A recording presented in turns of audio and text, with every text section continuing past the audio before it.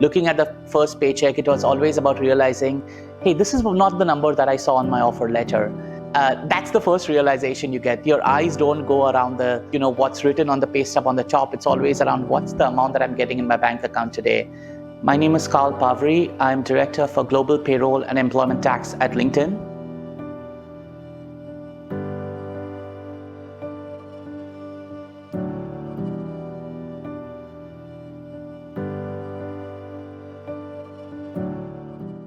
LinkedIn is a hyper-growth organization.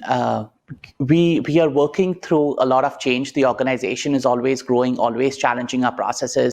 I personally always look at scale. I always look at where we are going to be in the next 3 to 5 years to determine what process we need today. What are the systems that we need to ensure that we are able to scale with that hypergrowth?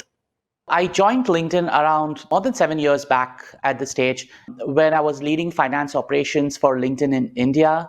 And after 3 years working in that role, my controller wanted me to take more of a global role and asked me to take this opportunity in payroll 4 years back now. And it's been absolutely fantastic being in this team ever since.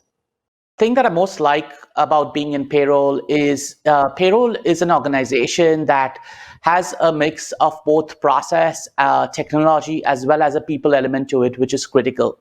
So all three elements need to work in conjunction to make sure that an organization is optimum and it's basically a well-functioning organization. I joined LinkedIn back in 2013, wherein LinkedIn was, I think, globally just close to 6,000 employees. And today we stand at 16,000, close to 16,000 employees.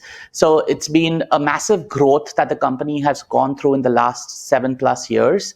And being in the tech sector, being in the Bay Area, definitely LinkedIn wants to provide the best employee experience to our employees. So culture and the way the leaders bring that culture to the organization and the employees carry that culture in the organization is something that keeps LinkedIn different compared to other companies.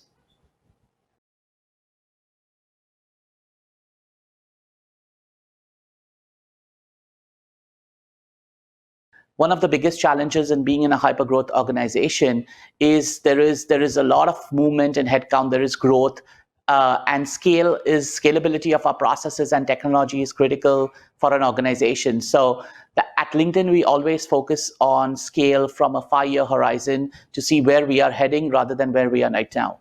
It's never a dull moment in a hypergrowth organization. There are a million things being thrown at you, and it's always about plowing your way through them, going from one milestone to another. It's very important for us to set processes and systems in place that allow us to scale in a hypergrowth organization. So the processes, the systems, the people that you have in a traditional organization is very different to what you might have in a hypergrowth organization, because it's always about scalability in this case. Change is an important aspect at LinkedIn. In a hypergrowth organization, it's always important as leaders that we challenge the current processes and the current systems to make sure that the systems and processes that we have in place are scalable, allow us to grow, and ensure compliance for the organization at the end of the day.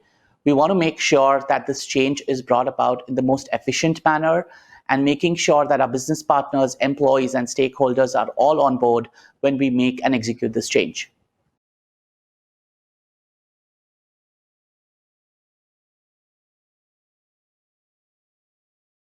Back in 2018, as we were evaluating our payroll systems, we knew that our current payroll system isn't allowing us to grow and scale with the headcount growth that LinkedIn was seeing. It was important at that point of time for us to reevaluate the systems, the technology, and the processes that we had, and make sure that we are setting LinkedIn up for success.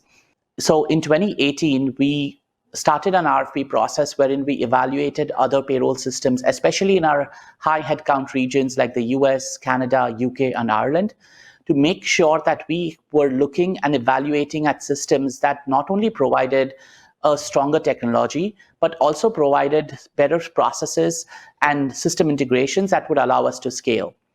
For me personally, I think the time and the investment that we did with ADP during the implementation phase and the thorough testing that the LinkedIn team did in making sure that our processes and systems are working the way we desired was critical in ensuring the success after our go live.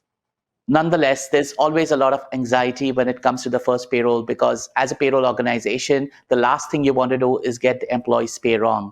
And that's the last thing that your employees want to see. When we were looking at implementing ADP Global View, we not only were looking at just a lift and shift of our existing system, but also looking at the upstream data that we receive from our business partners. While evaluating the 4 countries that we were implementing, LinkedIn had around 178 data elements that we were receiving each month or each biweekly payroll from the 4 countries that we went, which were UK, US, Ireland, and Canada. While evaluating Global View, we made sure that we automated some of these processes upstream through our HCM or had integrations and automation built in within Global View that would allow us to scale our processes and our systems.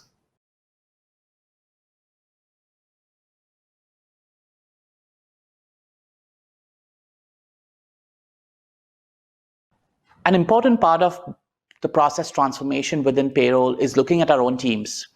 At the end of the day, it's all about the people. At LinkedIn, talent is the number one priority. And we always look at how our teams are functioning, how are they feeling. As we move from systems wherein our teams are spending more time in manual data entry and playing a role of a data administrator, to moving to systems that allow integrations and changing their role to more data analyst, it's important that we look at the skills of the team. We make sure that we invest on the skills that we need within the payroll organization for the future. We no longer need the team to be able to enter data manually. We no longer need them to key in the data in from one system to another or move one spreadsheet to another spreadsheet.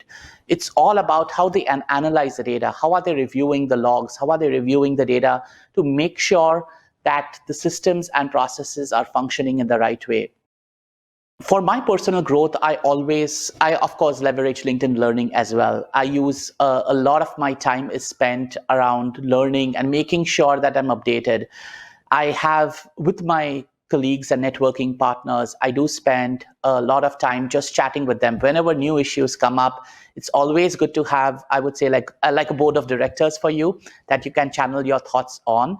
I believe that knowledge is power and relationships at the end of the day matter. With COVID coming in, it was a great time for everybody to remove that shield and collaborate to understand what's really happening in the world. How are our teams and systems going to adjust to this new weird world that we are in? And how do we make sure that we are able to scale and grow and continue with this? So it's always about networking with your community, networking with people who are like-minded, networking with people in your industry, in similar organizations, and always having those set of board of directors who you are using at the end of the day to bounce off your thoughts and make sure that you are providing the best employee experience